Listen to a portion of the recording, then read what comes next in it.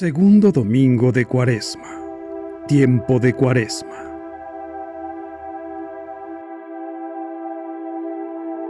Evangelio y lecturas del día domingo 5 de marzo del 2023.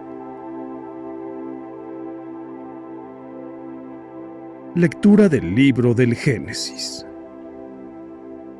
En aquellos días dijo el Señor a Abraham: deja tu país, a tu parentela y la casa de tu padre, para ir a la tierra que yo te mostraré. Haré nacer de ti un gran pueblo y te bendeciré. Engrandeceré tu nombre y tú mismo serás una bendición. Bendeciré a los que te bendigan, maldeciré a los que te maldigan. En ti serán bendecidos todos los pueblos de la tierra. Abraham partió, como se lo había ordenado el Señor. Palabra de Dios. Te alabamos, Señor. Salmo 32. Señor, ten misericordia de nosotros. Sincera es la palabra del Señor, y todas sus acciones son leales. Él ama la justicia y el derecho. La tierra llena está de sus bondades. Señor, ten misericordia de nosotros. Cuida el Señor de aquellos que lo temen y en su bondad confían. Los salva de la muerte y en épocas de hambre les da vida. Señor, ten misericordia de nosotros. En el Señor está nuestra esperanza, pues Él es nuestra ayuda y nuestro amparo. Muéstrate bondadoso con nosotros, puesto que en ti, Señor, hemos confiado. Señor, ten misericordia de nosotros. Lectura de la segunda carta del apóstol San Pablo a Timoteo. Querido hermano, comparte conmigo los sufrimientos por la predicación del Evangelio, sostenido por la fuerza de Dios, pues Dios es quien nos ha salvado y nos ha llamado a que le consagremos nuestra vida, no porque lo merecieran nuestras buenas obras, sino porque así lo dispuso Él gratuitamente. Este don que Dios ya nos ha concedido por medio de Cristo Jesús desde toda la eternidad, ahora se ha manifestado con la venida del mismo Cristo Jesús, nuestro Salvador, que destruyó la muerte y ha hecho brillar la luz de la vida y de la inmortalidad por medio del Evangelio. Palabra de Dios. Te alabamos, Señor. Lectura del Santo Evangelio según San Mateo, capítulo 17, versículos del 1 al 9. En aquel tiempo, Jesús tomó consigo a Pedro, a Santiago y a Juan, el hermano de éste, y los hizo subir a solas con él a un monte elevado. Ahí se transfiguró en su presencia. Su rostro se puso resplandeciente como el sol, y sus vestiduras se volvieron blancas como la nieve. De pronto aparecieron ante ellos Moisés y Elías, conversando con Jesús. Entonces Pedro le dijo a Jesús: Señor, qué bueno sería quedarnos aquí. Si quieres, haremos aquí 3 chozas, una para ti, otra para Moisés y otra para Elías. Cuando aún estaba hablando, una nube luminosa los cubrió, y de ella salió una voz que decía: Este es mi Hijo muy amado, en quien tengo puestas mis complacencias. Escúchenlo. Al oír esto, los discípulos cayeron rostro en tierra, llenos de un gran temor. Jesús se acercó a ellos, los tocó y les dijo: Levántense y no teman. Alzando entonces los ojos, ya no vieron a nadie más que a Jesús. Mientras bajaban del monte, Jesús les ordenó: No le cuenten a nadie lo que han visto, hasta que el Hijo del Hombre haya resucitado de entre los muertos. Palabra del Señor. Gloria a ti, Señor Jesús. Reflexión. El Evangelio de este segundo domingo de Cuaresma nos presenta el relato de la transfiguración de Jesús. La palabra transfiguración proviene de las raíces latinas trans, que significa a través, y figura, que significa forma, aspecto. Por lo tanto, significa un cambio de forma o apariencia. Esto es lo que le sucedió a Jesús en el evento conocido como la Transfiguración. Su rostro se puso resplandeciente como el sol y sus vestiduras se volvieron blancas como la nieve.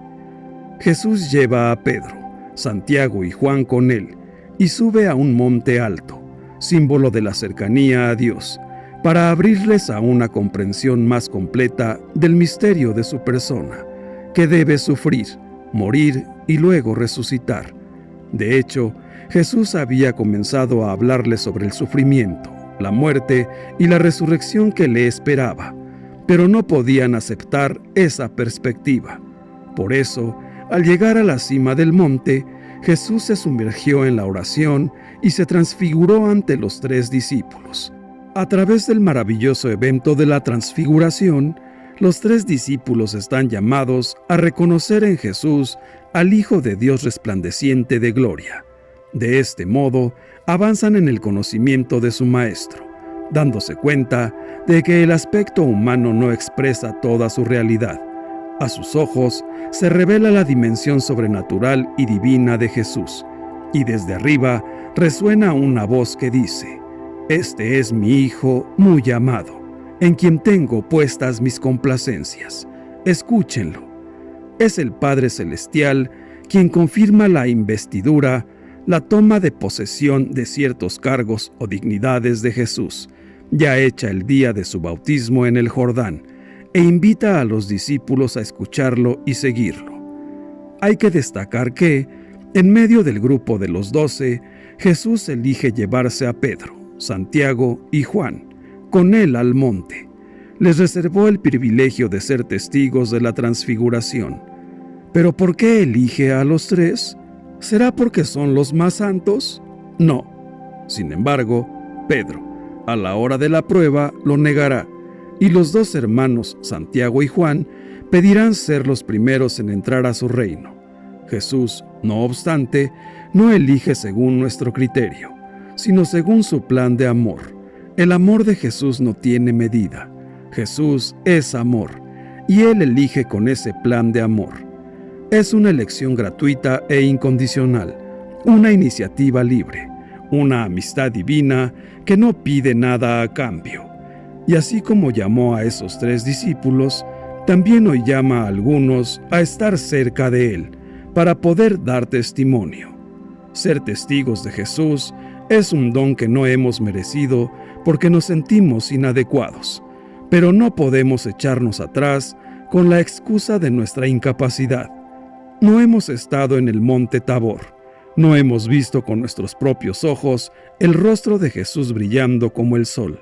Sin embargo, a nosotros también se nos ha dado la palabra de salvación, se nos ha dado fe y hemos experimentado la alegría de encontrarnos con Jesús de diferentes maneras. Jesús también nos dice: «Levántense y no teman». En este mundo, marcado por el egoísmo y la codicia, la luz de Dios se oscurece por las preocupaciones de la vida cotidiana. A menudo decimos: «No tengo tiempo para rezar, no puedo hacer un servicio en la parroquia, responder a las peticiones de los demás». Pero no debemos olvidar que el bautismo que recibimos nos hizo testigos no por nuestra capacidad, sino por el don del Espíritu. Jesús se encuentra a las puertas del largo viaje que le conducirá hasta Jerusalén. Durante el viaje, les enseñará las condiciones del verdadero discipulado. La transfiguración es como un avance del final glorioso, como una primicia de su gloria ante la dureza del camino que conduce a la muerte de cruz, que provocará un profundo escándalo en los discípulos. El final es la victoria, el triunfo y la gloria. La transfiguración es como un respiro que Dios le concede a Jesús en su camino hacia Jerusalén, hacia la pasión y la muerte, con el objeto de que alcance a experimentar previamente la meta. Solo desde la oración es posible ver lo que sucede en el alma de Jesús.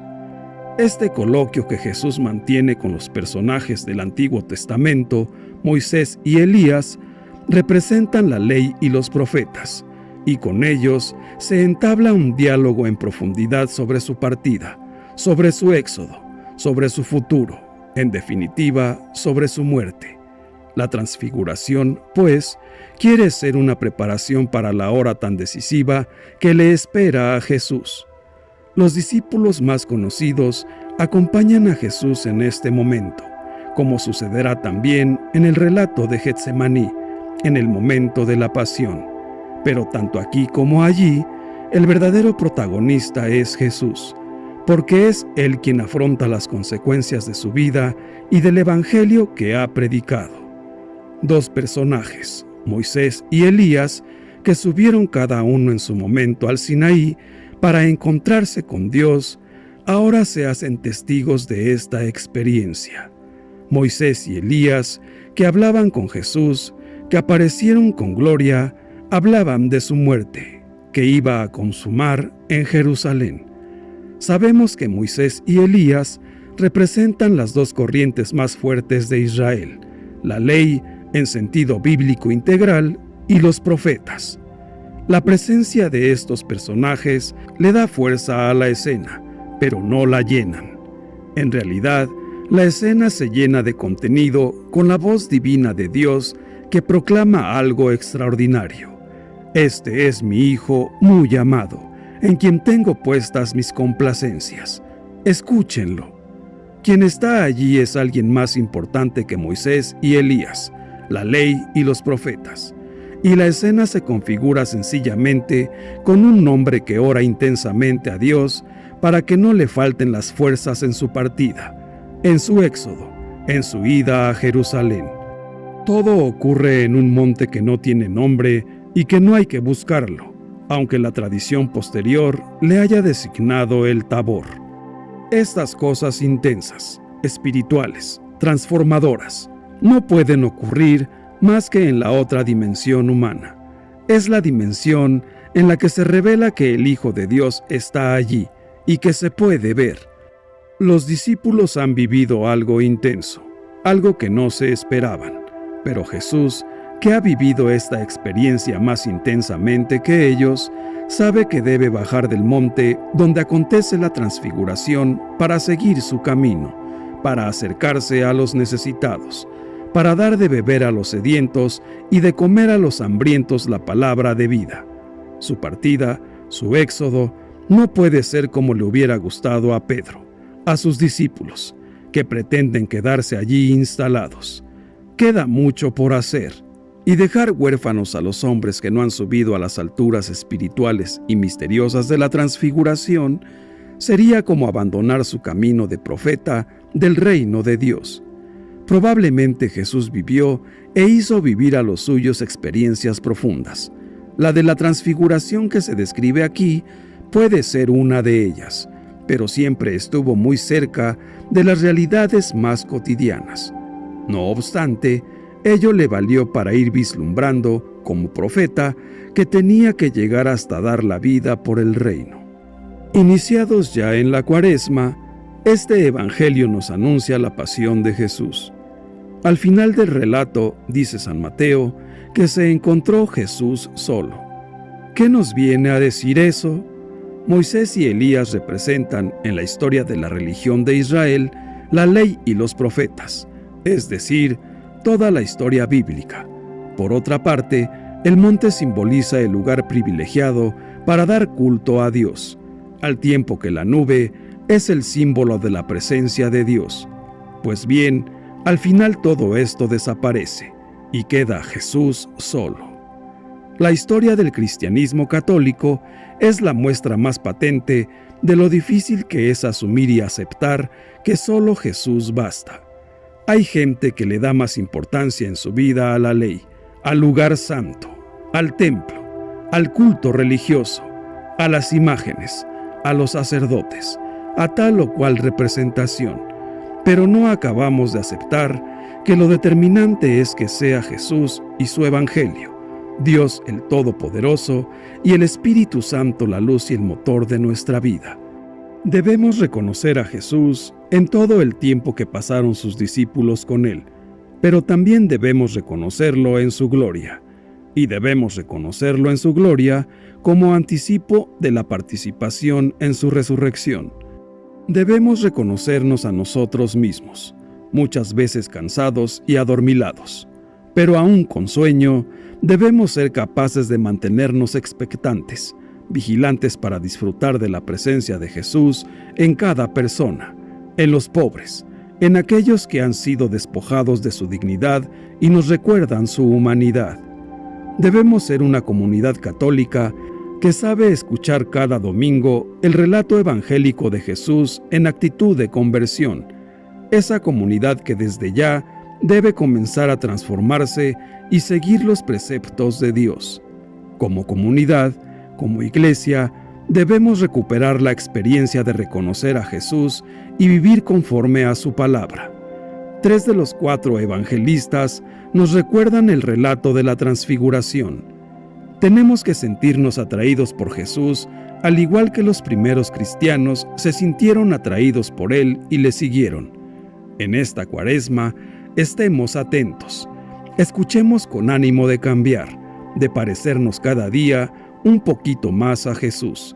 Como Iglesia Católica, tengamos un seguimiento de Jesús auténtico, para que otros se sientan atraídos y se acerquen a la comunidad con el deseo de cambiar y conocer el verdadero rostro de Dios a través de su Hijo Jesús, nuestro Señor, nuestro Salvador.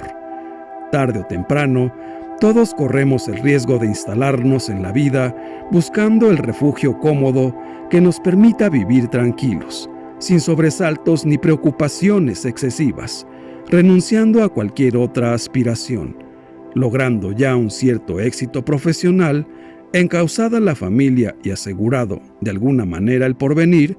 Es fácil dejarse atrapar por un conformismo cómodo que nos permita seguir caminando en la vida de la manera más confortable y así buscamos una atmósfera agradable y acogedora, vivir relajados en un ambiente feliz, hacer del hogar un refugio entrañable, un rincón para leer y escuchar buena música, disfrutar unas buenas vacaciones, asegurar unos fines de semana agradables, pero, con frecuencia, es entonces cuando un verdadero cristiano católico descubre con más claridad que nunca que la felicidad no coincide con el bienestar. Falta algo en esa vida que nos deja vacíos e insatisfechos, algo que no se puede comprar con dinero ni asegurar con una vida confortable. Falta sencillamente la alegría propia de quien sabe vibrar con los problemas y necesidades de los demás, el sentirse solidario con los necesitados y vivir de alguna manera más cerca de los maltratados por la sociedad, aquellos por los cuales vino Jesús. Pero hay además un modo de instalarse que puede ser falsamente reforzado con tonos cristianos, como lo fue la tentación de Pedro, que nos acecha siempre a los creyentes y nos mueve a plantar tiendas en lo alto de la montaña, es decir, buscar en la religión nuestro bienestar interior, eludiendo nuestra responsabilidad individual y colectiva en el logro de una convivencia más humana. Y, sin embargo, el mensaje de Jesús es claro. Una experiencia religiosa no es verdaderamente cristiana si nos aísla de los hermanos, nos instala cómodamente en la vida y nos aleja del servicio a los más necesitados. Si escuchamos a Jesús, nos sentiremos invitados a salir de nuestro conformismo, romper con un estilo de vida egoísta en el que estamos tal vez confortablemente instalados y empezar a vivir más atentos a las necesidades de los más desvalidos de nuestra sociedad. Hermanos míos, que en este tiempo de Cuaresma, tiempo de cambio, la Virgen María nos otorgue esa docilidad ante el Espíritu, que es indispensable para emprender firmemente el camino de la conversión. Que el tiempo de Cuaresma nos ayude a todos a dar sentido al Evangelio en este momento de prueba y dolor. Gloria al Padre, y al Hijo, y al Espíritu Santo, como era en el principio, ahora y siempre, por los siglos de los siglos. Amén. Que Dios nos bendiga a todos. Amén.